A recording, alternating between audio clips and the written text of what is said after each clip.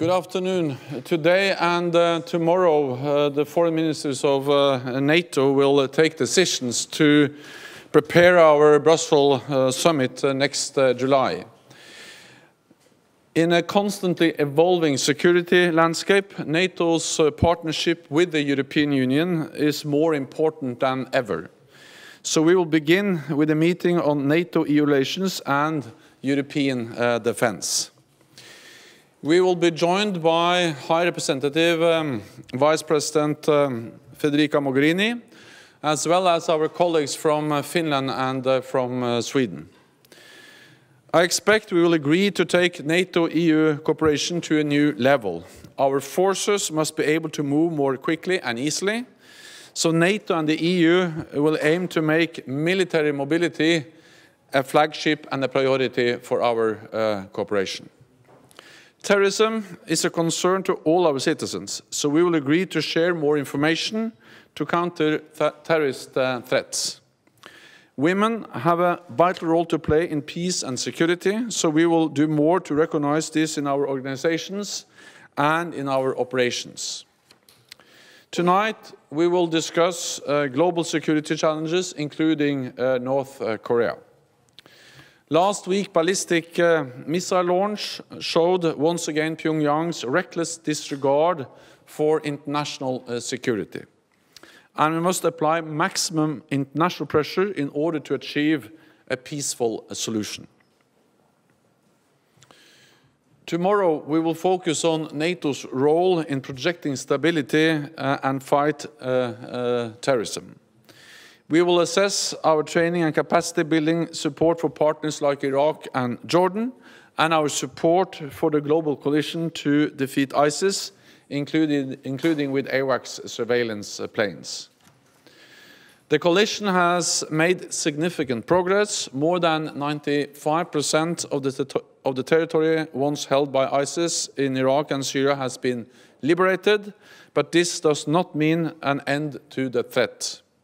So as the coalition moves from combat operations to stabilization, we will consider how NATO's contribution should evolve. We will also hold a meeting of the NATO Georgia Commission. We will review the security situation and the country's ongoing reforms, which are bringing it closer to NATO. Our partnership is outstanding. Our forces serve side by side in Afghanistan and train side by side in Georgia. We will conclude with a meeting on NATO's open door policy and how we can best support the countries which aspire for NATO membership. So with that, I'm ready to take your questions. Wall Street Journal, just behind. Mr. Secretary General, Julian Barnes, Wall Street Journal. A pair of questions for you. One, in terms of EU cooperation, do you think that there is further areas to move forward in the area of cyber?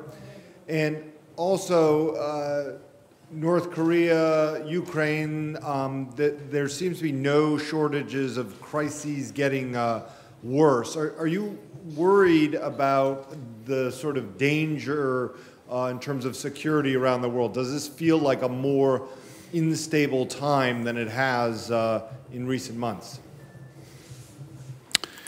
First, on EU cooperation, yes, absolutely. There is a potential for doing more also on cyber. And that's actually one of the areas where we now are stepping up our cooperation. We just last week, EU participated in our cyber coalition exercise, which is one of the biggest exercises in the world. And that's an exercise which are actually making us more able to work together. We have established procedures and ways to share real-time information on cyber attacks, warnings, and information on malware. And we are looking into what more we can do. And I also participated in a cyber exercise with the European defense ministers. And that's actually the first time ever a NATO Secretary General has participated in an EU exercise. So we will, on the staff-to-staff level, but also on the political level, look into what more concrete steps we can do, but cyber is one of the main tasks for our cooperation. And I would also like to highlight the Hybrid Center of Excellence, which Federica Mogherini and I inaugurated a few weeks ago. This is about hybrid threats, but of course hybrid threats are very closely linked also to cyber threats. So these are areas where we work together, exchange information and exercise together is key elements in our cooperation. Yes, the world is more unstable. We live in a more dangerous world. But at the same time, NATO has adapted. NATO is stronger because the world is more unstable.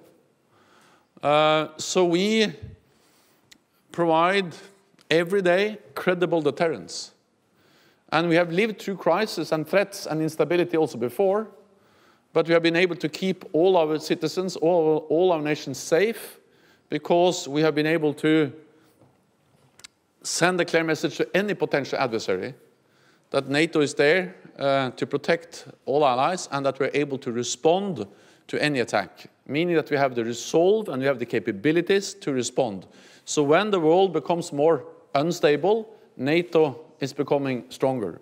And that's the best way to keep our citizens safe. And we have increased defense spending, we have increased the readiness of our forces, and we are also working closely, or more closely with many partners, including the European Union. Omar from Al Ghad TV, it's an Arabic channel. I just would like to ask you about Yemen. How do you see what's going on in Yemen? Is NATO worried about it and will be on the agenda today? Thank you.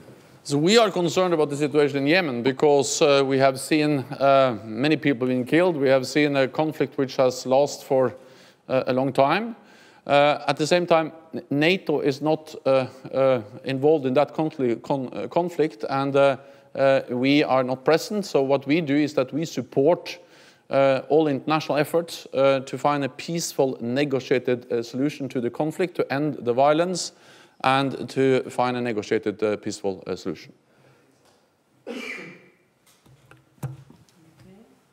NRK.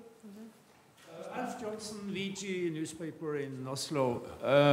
There is the new American ambassador said yesterday that there is an American support for you, Mr. Secretary General, to take a fifth year for NATO.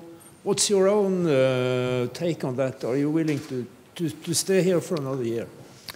I will leave that to the nations to decide, because it is 29 allies who decide on the issue of how long the Secretary General shall stay in his position, and I will relate to and answer questions from the allies if they ask me.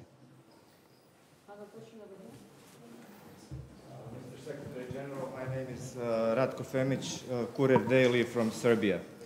I wonder, will NATO stay in Kosovo, or it will reduce its presence over there? I ask you that question because some of Kosovo Albanian leaders think that NATO's presence in Kosovo is an obstacle for establishing Kosovo army. What's your comment on that? We don't have any plans to leave Kosovo. KFOR plays an important role to help to create security and stability in Kosovo. Our mission there is condition-based, meaning that any reduction in the number of troops will be based on the conditions on the ground. So that's something we will follow, and if there is, and that's not on the agenda now, because we assess the situation on the ground in a way that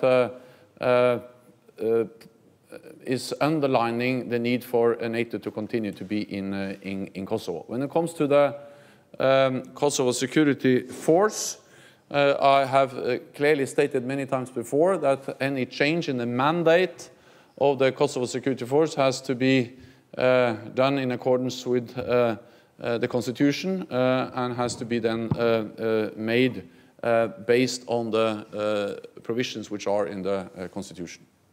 Thank you very much. This concludes this press point. We'll see you later on for a joint press point with High Representative Vice President Mogherini. Thank you so much.